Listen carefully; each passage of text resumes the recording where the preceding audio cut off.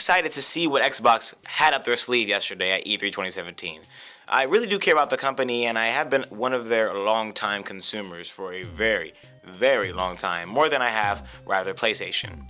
Now, some of which I did care about and others not so much of what they showed. But one eye-catchy thing was the Xbox One X announcement, or what I like to call it, the XOX, because it sounds a lot more sexier. It sounds like a 90s or 80s per computer running program. I don't know. Anyway, it was announced that the console would be priced at $499.99 as predicted, and also set to come out November 7th, 3 days before my birthday.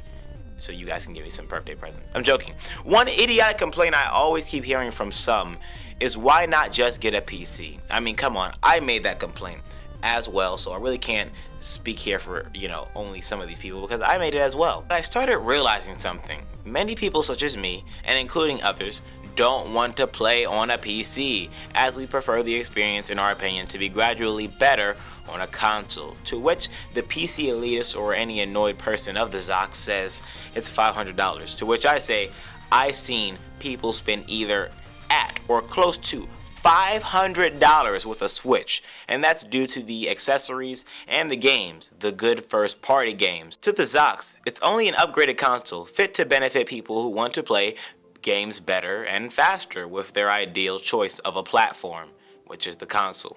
Honestly, with the XOX or the Xbox One X Game Pass and the probability of them putting out heavy exclusives not timed, the XOX could be a wonderful sell in the US, but I don't know substantially clearly if it's going to sell very well outside of the US though. I'm also glad that they did some backwards compatibility for the original Xbox games and a bunch of Xbox One X updates such as Gears of War 4, or Forza, or Halo Wars 2, and much more getting the Xbox One X 4K updates. Now, I'm going to talk about the games I really cared about, so keep in mind I may not talk about every game in particular, since this was a very, very long press conference, but the games I do talk about are just my thoughts and opinions. So, let's go.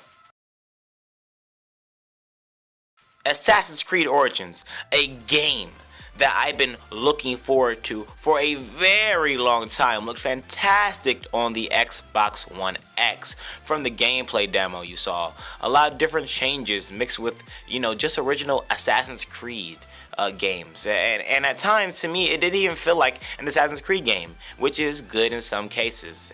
In some cases, it is actually a good thing for it to be different. But you had great stealth kills, wonderful graphics, a great trailer, sliding down pyramids, and overall a great presentation for this game. So, I'll go pick it up. Finally, we get a new trailer for State of Decay 2. I mean, it's wonderful. It's about time. I've been waiting for it for a very long time. But what's even more disappointing about this trailer is it really never shows how it differentiates from its past games, State of Decay 1. So, it's still kind of a mystery game, but the look of it was good, and apparently the world is much bigger. Cuphead, finally, a game I've been waiting for an announcement for, gets its update for a release date, September 29th. Ashen, which seems Dark Souls inspired and roguelike, seems very interesting, and it's apparently an open world survival, combat, and exploration based game, and I guess it's a multiplayer game where you have to forge relationships to help each other in combat. So it looks interesting, very intense, and hopefully it turns out to be really good. I want some more info on it as well. Ori and the Will of the Wisps, which is a sequel to Ori and the Blind Forest, was another interesting platformer. And very beautiful at that. There's not a lot I can say about it, but it's just a very, very beautiful platformer, and that's really all I can give it right now. Last but not least, I got to talk about a game I will absolutely pick up. I mean, I'm going to go into depth with this game. It's called Anthem, the new game by BioWare. A game that puts players in the role of a freelancer tasked with exploring unknown planets and protecting humanity. You can also customize your freelancer with the exosuits called Javelins and create or acquire new gear from, your adventures. The game features cooperative play with up to 4 players, and from the looks of it, which is the first look of the gameplay, you can see you'll be having tons of fun boosting on that jetpack and fighting new monsters and finding new locations. This game will run at 4K and feature other enhancements as well. Let's talk about the conference in total, so let's get into this right now. The Xbox press conference was at least a letter B, if not almost a B+. I loved it. I wanted to see more. And actually, they gave all they had. They had 42 games up there, and that's really good. They seem to be focusing on the indie side of things. I'm so glad that they're branching out and actually, you know, listening to the fans. That's what you're supposed to be doing as a company who wants to make money. You gotta listen to the people who will make you the money. And I'm glad that Microsoft has finally came out with this console because, you know, it's innovative. It changes, and it sets the pedestal for PlayStation Now as a competition. What are they going to bring out next? And then what are they going to bring out next? And when the competition, man, it's really getting tight here, and we need to figure out what it's going to do. It seems like they're trying to target a specific audience with the One X, the gamer who wants to play at a really good fidelity. That's what they really want to do here, and I appreciate that. I really do. Excuse me for stuttering, man. I got the stuttering problem today. Anyway, the press conference showed so many games. The hardware was shown for the One X, and that was pretty freaking awesome. I'm so glad it's 4 times smaller than the Xbox One. And I'm so glad. I'm so glad. I mean, I keep stuttering because I'm so surprised that they pulled this off really well.